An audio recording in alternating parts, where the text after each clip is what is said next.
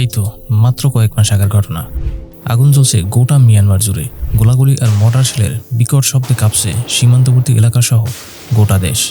শাসন শোষণ আর ক্ষমতার লড়াইয়ে বিপর্যস্ত হয়ে পড়েছে দেশটি। বাংলাদেশ মিয়ানমার সীমান্তবর্তী রাখাইন অঞ্চলেও মিয়ানমারের জান্তা বাহিনীর সঙ্গে বিদ্রোহী গোষ্ঠী আরাকান আর্মির সংঘর্ষ তীব্র থেকে তীব্রতর হয়েছে। তাই মিয়ানমারের সশস্ত্র গোষ্ঠী আরাকান আর্মি এখন আলোচনার শীর্ষে। কিন্তু প্রশ্ন হচ্ছে, ক্ষমতাসীন জান্তা সরকারকে পরাস্ত করে রাখাইন রাজ্য দখলে নেওয়ার পথে থাকা এই আরাকান আর্মি আসলে কারা, কিভাবে তাদের উত্থান, আর কোথা থেকে আসে তাদের অস্ত্র এবং অর্থনৈতিক যোগান? এই সবকিছু নিয়েই আমাদের আজকের পর্ব।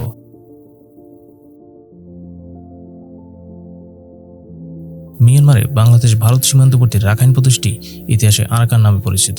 আরাকান ছিল বরাবরই স্বাধীন ও অতিশয় সমৃদ্ধ একটি দেশ। বাংলার প্রাচুর্যের কারণে 1500 সালের শুরুতে এখানে যেমন ইউরোপীয়দের আগমন ঘটে, তেমনি 1500 থেকে 1600 সালের দিকে আরাকানে পর্তুগিজ ও ওলন্দাজদের আগমন ঘটে। 1600 সালে ওলন্দাজরা আরাকান থেকে দাস ও চাল ক্রয় করত। অন্যদিকে মিয়ানমারের বর্তমান বৌদ্ধ সন্ত্রাসীদের আগের নাম ছিল মগরা ঐতিহাসিকভাবেই ছিল বর্বর। মগদস্যুরা বাংলার উপকূল থেকে লোকজন ধরে নিয়ে ওলন্দাজদের কাছে বিক্রি করত। 1657 সালের 6 সেপ্টেম্বর মুঘল সম্রাট শাহজাহান অসুস্থ হয়ে পড়লে দিল্লির সিংহাসন দখলের জন্য তার 4 পুত্রের মধ্যে শুরু হওয়া উত্তরাধিকার যুদ্ধে পরাজিত হয়ে শাহ সুজা 1660 সালে ভারতবর্ষ ত্যাগ করে আরাকান রাজার রাজপ্রাসাদে আশ্রয় নেয়। তার পরিকল্পনা ছিল এখান থেকে প্রথমে মক্কা এবং সেখান থেকে পারস্য বা তুরস্কে যাওয়ার। কিন্তু বর্ষা মৌসুমে সমুদ্র উত্তাল থাকায় তিনি কয়েক মাসের জন্য আরাকানে আশ্রয় প্রার্থনা করেন এবং জাহাজ জোগাড় করার জন্য আরাকান রাজার সাহায্য চান। তাই আরাকান রাজা শহরের উপকণ্ঠে থাকার জন্য তাকে একটি বাড়ির ব্যবস্থা করে দেয়। কিন্তু যতই দিন যেতে থাকে ততই অতিথির প্রতি রাজার দৃষ্টিভঙ্গির পরিবর্তন হতে থাকে। সুজার সঙ্গে থাকা সম্পদ হস্তগত করা আর সুজার সুন্দরী ও সংস্কৃতিবান মেয়েদের একজনকে পত্নী হিসেবে পাওয়ার লোভ থেকে সুজার সঙ্গে আরাকান রাজার বিরোধ শুরু হয়।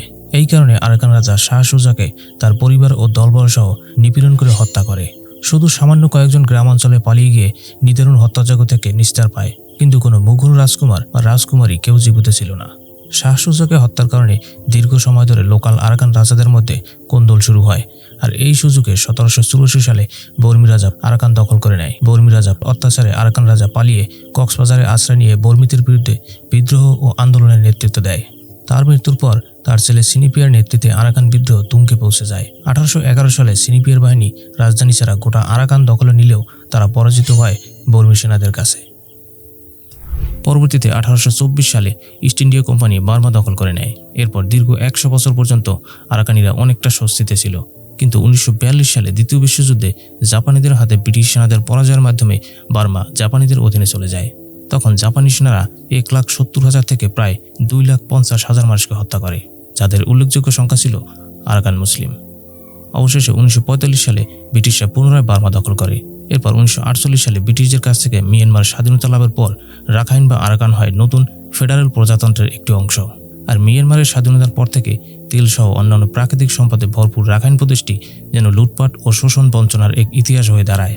এখান থেকে শুধু প্রাকৃতিক সম্পদ লুটপাট করেই থেমে থাকেনি জান্তা সরকার। নিপীড়ন চলায় সাধারণ মানুষদের উপর, যা এখনও চলমান। দিনের পর দিন রোহিঙ্গাদের উপর অত্যাচার, নিপীড়ন ও তাদের বাড়ি করে আগুন জ্বালিয়ে দিয়ে উৎখাত করে ভূমি দখলের ভয়ানক দৃশ্য আমাদের কম বেশি সবারই জানা। মিয়ানমার জান্তা সরকারের শোষণ বঞ্চনা সইতে না পেরে পূর্ণ স্বাধীনতার আশায় 2009 সালের 10 এপ্রিল মাত্র 26 জন সদস্য নিয়ে যাত্রা শুরু করে আরাকান আর্মি। আরাকান আর্মিকে রাখাইনের রাজ্যভিত্তিক একটি বিদ্রোহী গোষ্ঠী হিসেবে অভিহিত করে মিয়ানমার। গোষ্ঠীটি গঠিত হয় চীন সীমান্তবর্তী কাচিন রাজ্যে। কাচিন ইন্ডিপেন্ডেন্স আর্মি বা KI এর সহায়তায় এটি গঠিত হয়, সেখানেই প্রশিক্ষণ নিতে শুরু করে। এরপর তাদের সঙ্গে যোগ দিতে থাকে পাথর খনিতে কর্মরত অভিবাসী রাখাইন শ্রমিকরা। সেই থেকে তাদের বিদ্রোহ শুরু। ক্রমেই বিস্তৃত হতে থাকে সংগঠনটি। রাখাইন জুড়ে ছড়িয়ে পড়ে তাদের জনপ্রিয়তা। আরাকান আর্মিতে পুরুষ সদস্যের পাশাপাশি সক্রিয় অবস্থান রয়েছে নারীদের। পুরুষ সদস্যের সঙ্গে বনে জঙ্গলে প্রশিক্ষণ নিয়ে জান্তা বাহিনীর উপর হামলা করছে তারা। জীবন ও জীবিকার তাগিদে এবং নিজেদের অধিকার প্রতিষ্ঠার জন্য এখন রাখাইনের অনেক নারী স্বেচ্ছায় কিংবা পরিবারের ইচ্ছায় আরাকান আর্মিতে যোগ দিচ্ছেন। তারা মনে করেন গুলিতে প্রাণ হারানোর চেয়ে প্রতিরোধ করাই ভালো। বিভিন্ন সময় পরিচালিত সামরিক অভিযানে আরাকান আর্মি যেসব অস্ত্র প্রদর্শন করছে তাদের স্বয়ং জান্তা বাহিনীও রীতিমতো অবাক। জানা যায় কোনো কোনো ক্ষেত্রে তারা মিয়ানমার সেনাবাহিনীর থেকেও অত্যাধুনিক অস্ত্র ব্যবহার করছে। তাহলে প্রশ্ন ওঠে, এই সশস্ত্র বিদ্রোহী গোষ্ঠীর কাছে এসব অস্ত্র আসছে কোথা থেকে? এই ভিডিও রিসার্চ করতে গিয়ে আমরা সময় টিভির অনলাইন পোর্টাল থেকে জানতে পারি আরাকান আর্মির বেশিরভাগ অস্ত্র ও গোলাবারুদের যোগানদাতা হচ্ছে কাচিন ইন্ডিপেন্ডেন্স আর্মি বা KIA ও তাদের মিত্র ইউনাইটেড ওয়া স্টেট আর্মি। টাইমস অফ ইন্ডিয়ার এক প্রতিবেদন থেকে জানা যায় আরাকান আর্মির বেশিরভাগ অস্ত্র আসে চীন থেকে।